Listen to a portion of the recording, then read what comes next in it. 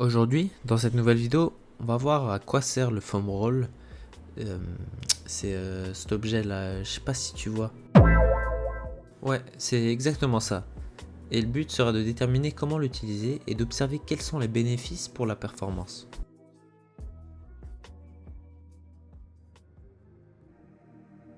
On voit beaucoup de sportifs professionnels utiliser cet outil, mais que dit la science? Plusieurs études se sont intéressées à ce sujet et elles mettent en avant deux manières d'utiliser le foam roller.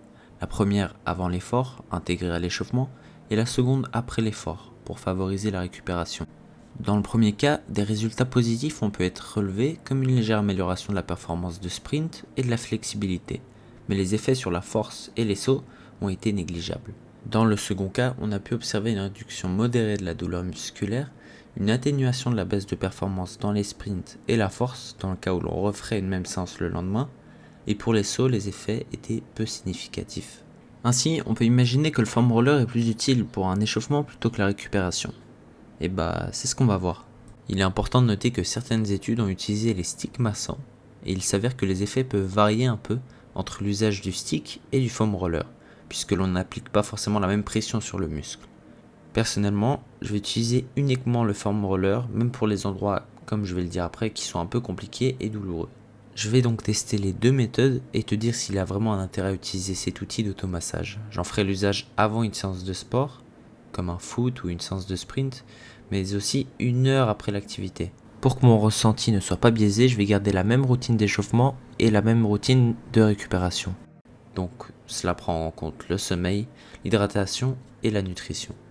Pour l'utilisation, il suffit d'appuyer le muscle ciblé sur le rouleau et faire des mouvements de va-et-vient pour bien ressentir le muscle.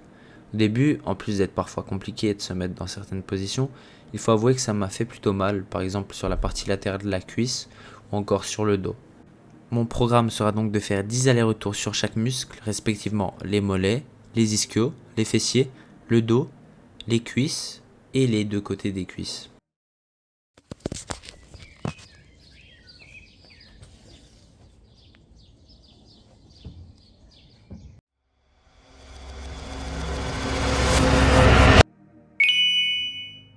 Pour le bilan, après 3 semaines, je peux déjà vous dire plusieurs choses. Pour le massage avant l'entraînement, je dois avouer que c'était assez chiant de faire ça, et un peu douloureux au début. Surtout qu'après je devais encore m'échauffer, je l'ai souvent fait chez moi juste avant de partir à la salle ou directement sur le terrain. Et c'était une bonne manière de préparer mon corps et ma tête à aller m'entraîner. Je sentais en plus que mes muscles se détendaient, et cela facilitait la transition vers des étirements dynamiques. Mes séances se déroulaient sans accroc et je peux avouer que je me sentais plus prêt à fournir un effort maximal que d'habitude. Mais cela n'était que mon impression. Pour ce qui est du massage après les séances, j'ai pu véritablement ressentir que mes muscles tendus de l'entraînement qu'ils ont accompli étaient moins crispés et souffraient moins. Pour ce qui est des courbatures, j'en avais toujours, mais elles ont duré un peu moins de temps. Je pouvais facilement avoir des courbatures pendant 3 jours après une séance jambes par exemple, mais maintenant elles duraient environ 2 jours. Il se pourrait que ce soit simplement que mon corps se soit habitué aux charges, mais chaque semaine j'augmentais les poids, donc on peut écarter cette hypothèse. Finalement, il se peut que ces effets soient négligeables d'une personne à une autre, et peut-être que mon expérience est biaisée par l'intérêt de partager un élément qui peut favoriser les performances sportives. Tout de même, une grande partie des athlètes l'utilisent, et ce n'est pas uniquement parce que ce sont des professionnels qui ont du temps pour utiliser des outils qui ne changent rien. C'est un outil qui peut faire une différence, peut-être même minime, dans la récupération et dans l'échauffement. Et c'est ici que se creuse l'écart. Alors s'il faut retenir quelque chose de cette vidéo, c'est que le foam roller ne peut pas être l'unique objet sur lequel repose votre échauffement ou votre récupération, mais il peut être un complément intéressant à ceci.